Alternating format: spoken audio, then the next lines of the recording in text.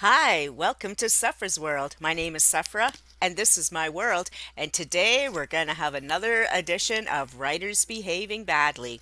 Now, I tend to look at cases that I feel are educational for all of us, and for a lot of new writers just starting out, they probably don't really understand how the game is played. Okay, so first of all, I just want to read you an email sent to an editor of a very prestigious e-zine.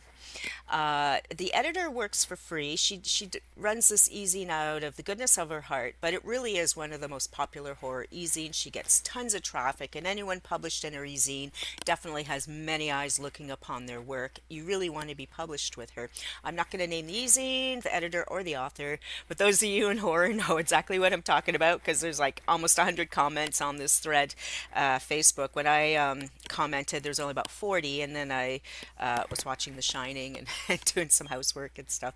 So, anyways, this person wrote, Dear editor, since I haven't heard from you in 8 days, despite sending several emails, I no longer have any desire to publish my story with your magazine.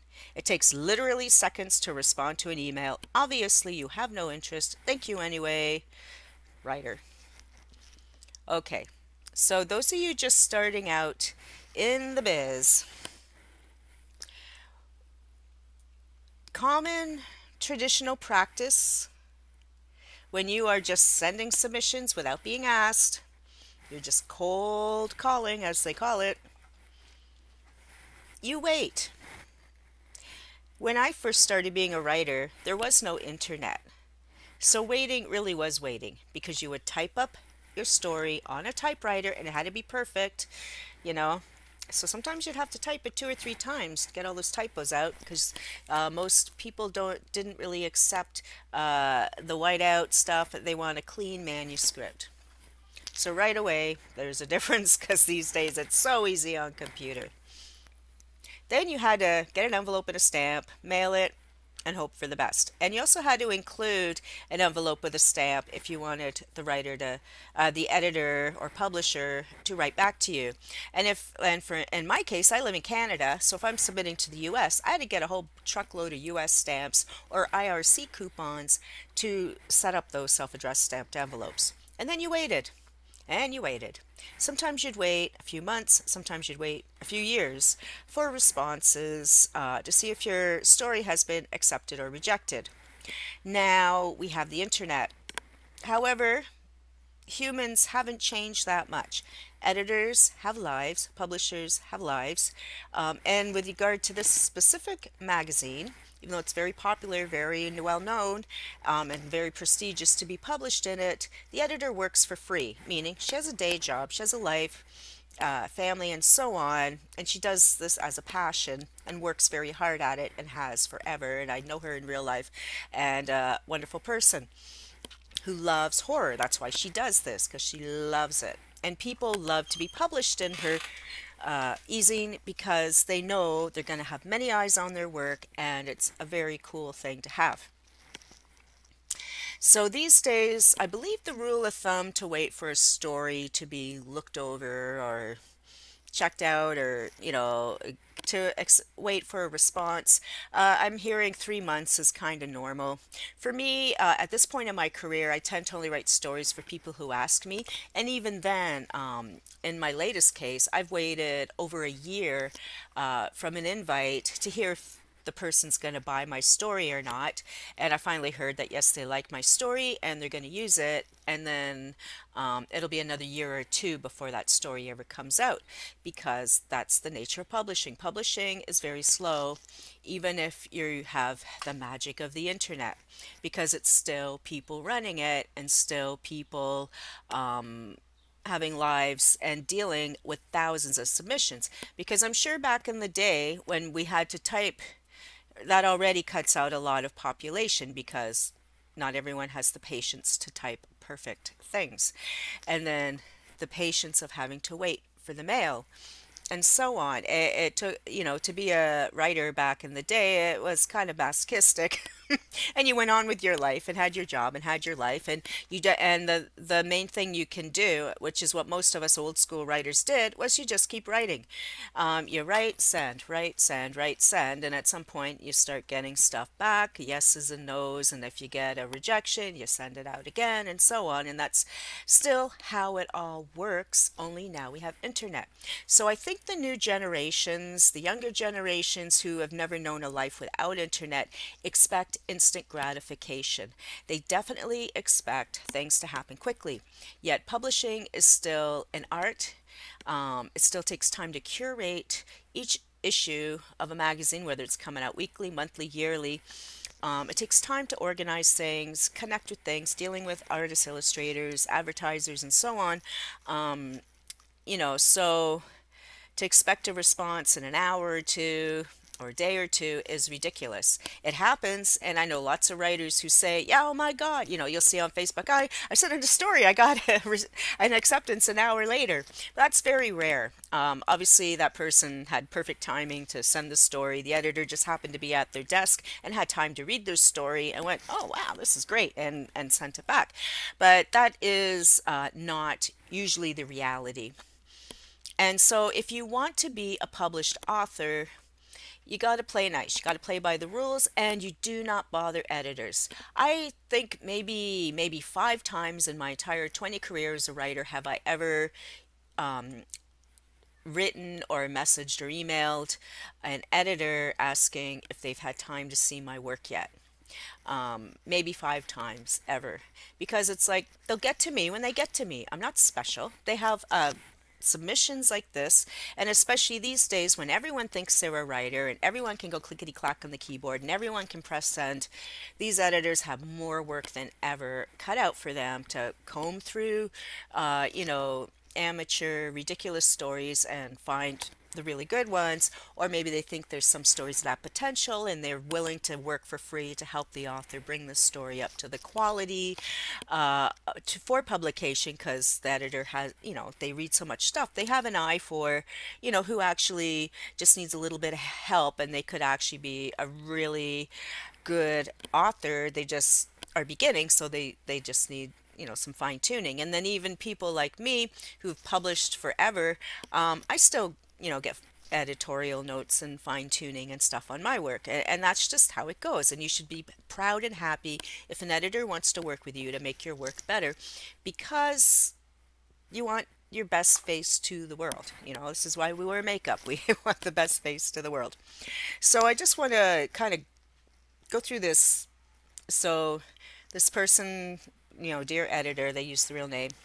Since I haven't heard from you in 8 days, that's already just totally ridiculous, and I would never talk to this person again if I got a letter like that.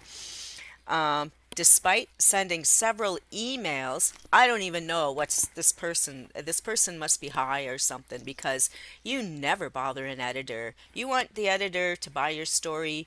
You are not, they're not going to go with the squeakiest wheel on the block. They're going to go with writers that do not harass them, that do not bother them, that do not stalk them. Editors want to work with normal people who have normal lives and who are not going to give them more of a headache, because for every writer they pick, there's thousands more waiting. And if you're a ridiculous squeaky wheel, they don't have to work with you ever. And of course, now all of us in the horror field know exactly who this new writer is. I don't know if this person's new, actually. I haven't Googled this person. But the name is there, the email's there. And so now every editor and publisher in horror has seen, like I said, there's like 95 comments on this thread, and a lot of big cheese editors are reading these things. And we all know the name now of this person. I no longer have any desire to publish my story with your magazine. Why? Because it's been 8 days and she didn't succumb to your stalking emails? Like, seriously? Then she goes, it literally takes seconds to respond to an email. Obviously, you have no interest, which is the most narcissistic, ridiculous thing I've heard in a very long time. I hear all kinds of stuff, so I won't say ever, but it's like, really? It takes seconds to respond to an email. Does it? Does it really? Okay, so you have you're an editor. You have thousands of submissions. You're really, and then you keep getting like every hour or however often this person has been writing to this woman, um, to this editor. It's like really, sorry, now I've lost it on my Facebook. Um, it doesn't take seconds. If this writer wants the editor to give her a fair kick at the can for publication, the editor actually has to read the story and just have a clear head when she reads the story. You bully an editor, you can bet you'll never be publishing with them. You cannot bully editors because there are so many, like I said 100 times in this very video, there's so many editors, there's so many editors that want to work with so many writers who do not give them a hard time. So why do you think if you're giving a editor a hard time that you're ever going to get published? And as several people said in the comments, who've been in the game a while, they said one of the first things they ever learned when they got a publisher, agent, editor, or went to a horror convention like StokerCon or World Horror, where they go to panels and workshops, one of the very first things any of us will tell new people is that it's a very, very small world. The horror field is tiny. Even if you may not know each other very personally, like enough to have dinner with, we all know who each other is. And even before the internet, we knew. And now the internet, boom, it's the circle is very tiny and closed, and people talk. So, you know, that this writer has definitely shot herself in the foot about working with anyone, and you know, hopefully, you know, she'll apologize to this editor, and maybe we'll see another post from this editor saying, oh, the writer realized she was being pushy, or maybe she was having a bad day, or whatever's happening in this writer's life. But seriously, 8 days and several emails. My jaw was on the floor when I saw that. It's like, don't do this. So this is a lesson, and do not do this. You're a writer, you write a story, you send it off. Just start working on your next one. Don't be worrying about that. And if you are, you know, you give it 3 months, 6 months, a year, and you find another opportunity for that story, then you write to the editor at that point, because a lot of time has gone by, and say, look, I found another opportunity for this story. Do you mind if I pull it, or have you had a chance to read it? Because sometimes the story might be on a short list and the editor's just trying to get through everything. Your story might be on a short list, and then you have a temper tantrum, and now you're not on the list at all, right? You don't know what's happening behind the scenes. Editors are humans too, with families, jobs, and so on. Some editors work full-time as editors, yes, but even then, they have a lot of things going on. They don't just sit there reading stories all day, although I imagine some do, but they'll get to you when they get to you. If they like your story, darn right they'll let you know as soon as they know, because they want to buy it. You know, it's a money game. You know, they want to pay you, you want to be paid. They want to sell magazines, e-zines, books, whatever whatever the market is. Everyone wants to make money. So if you like, you figure you go like you have a job, maybe you're a waitress, then you come in and start yelling at the boss about stuff. How long are you going to be working? Seriously, seriously. So that this person, don't be this person. And then someone later in the thread asked the editor, I said, oh, maybe she's just a wackadoo, but an excellent writer, you know, like, you know, was her story good? What, you know, were you thinking about, um, you know, publishing it, and now she's blown it, or what? And the editor said, you know, I haven't had a chance to read it yet, and now I definitely will not. So I do not know, and I'll never know if I liked the story or not, because the writer blew it for herself. So this is your little heads up, educational moment. Do not bother editors. They're your friends. If they like your work, they'll let you know.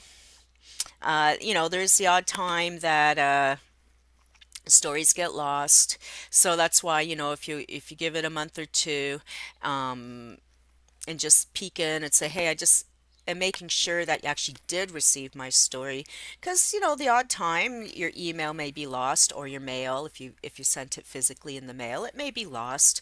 And this does happen, and this is why you keep working on the next thing. You just don't write one story and sit around and hope it sells, just like you don't sit around and you write your first book, you send it out, and you're hard at work on your next two, three, or four books and getting it done, right? So just focus on working hard. Let the editors do their jobs. Harassing editors, don't do it. They all go drinking together, man.